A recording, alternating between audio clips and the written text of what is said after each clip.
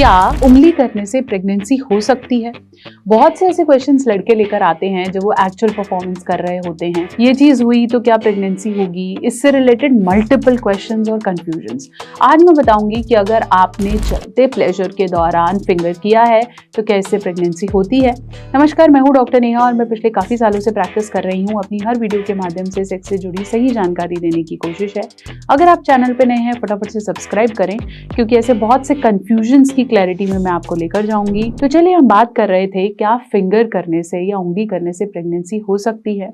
बहुत से ऐसे प्लेजर के टिप्स में एक टिप है जो कि फिंगरिंग है। बहुत सी महिलाएं जब पेनिट्रेटिव सेक्स से या संभोग से मजा नहीं ले पाती तो फिर हम फिंगर, कडल्स, ओरल्स और मल्टीपल और टेक्निक्स को यूज करते हैं।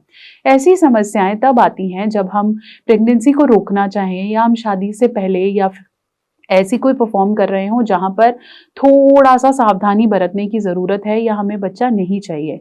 ऐसे में पे किया हुआ ओरल या फिंगर प्रेगनेंसी की तरफ लेके जाता है। ये लड़कों की और महिलाओं की बहुत ही कॉमन क्वेरी रहती है। अगर आप फिंगर कर रहे हैं जबकि उससे पहले आपने किसी भी तरीके का वजाइनल सेक्स नहीं किया है या फिर आप उस तरफ नहीं गए हैं, तो डेफिनेटली फिंगरिंग से प्रेगनेंसी होने के चांसेस बहुत कम है, अनटिलनेस आपकी उस फिंगर पे आपका खुद का सीमेन लगा हो। अगर आपकी उस फिंगर पे सीमेन है या डिस्चार्ज पुरुष का लगा हुआ है और वो काफ़ी क्वांटिटी में है और उसके बाद अगर आप फिंगर करते हैं तो प्रेगनेंसी के चांसेस होते हैं, लेकिन वो भी बहुत कम क्वांटिटी में। यूजली सीमेन का वजाना में जाकर प्रेगनेंसी को डिलीवर करने में प्रॉब्लम ये है कि वो उसका जो रास्ता है वो बिल्कुल clearly body part two body part होना चाहिए। ऐसा नहीं है कि कहीं पे गिरा हुआ सीमेन आपको प्रेगनेंसी कर देगा या आपके खुद के बॉडी पार्ट से अगर हाथ से अगर कोई सीमेन जा रहा है तो प्रेगनेंसी हो जाएगी। ऐसे चांसेस नहीं है। इवन अगर किसी टॉय पे या किसी पे कुछ सीमेन लगा है तो वो प्रेगनेंसी नहीं कॉज कर सकता, एसटीआई या सेक्सुअली ट्रांसमिटेड इन्फेक्शन जरूर कॉज कर सकता है। इसलिए बोला जाता है कि अगर आप कोई टॉय यूज करते हैं या कुछ भी यूज करते हैं तो उसके हाइजीन का ध्यान रखें।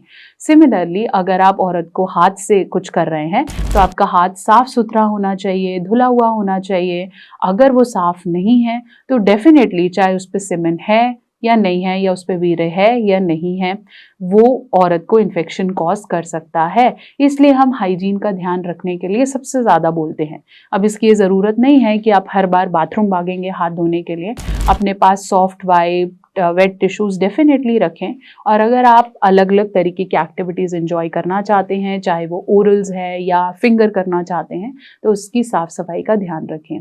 यही सेम फिंगर अगर आप माउथ में डालते हैं या कहीं और डालते हैं तो इन्फेक्शंस डबल ट्रिपल फैल सकता है। इसके अंदर एसटीडी, एड्स और ना जाने कितनी सारी एसटीआई इन्फेक्शंस होने के चांसेस होते हैं। इसलिए हाइजीन प्रायोरिटी है। हाथ से या उंगली करने से प्रेगनेंसी के चांसेस बिल्कुल नहीं है। इसलिए कोशिश करें कि साफ सफाई को प्रायोरिटी पे रखें और बाकी सारे मिथ को ना कहें। आशा करती हूँ मेरी वीडियो आपके बहुत से डाउट्स को क्लियर कर पाई है। चैनल पे नए हैं फटाफट से सब्सक्राइब करें और ऐसी और वीडियोस के लिए हमारे साथ बने रहें। अगर आपको भी किसी भी तरह की कंफ्यूजन है तो उसे कमेंट सेक्शन में लिखें ताकि हम नेक्स्ट वीडियो में उसे कवर करें। और अगर आप कोई कंफ्यूजन है, कोई क्वेरी है, तो आप इंस्टाग्राम या फेसबुक पे भी मुझे क्वेश्चन डाल सकते हैं।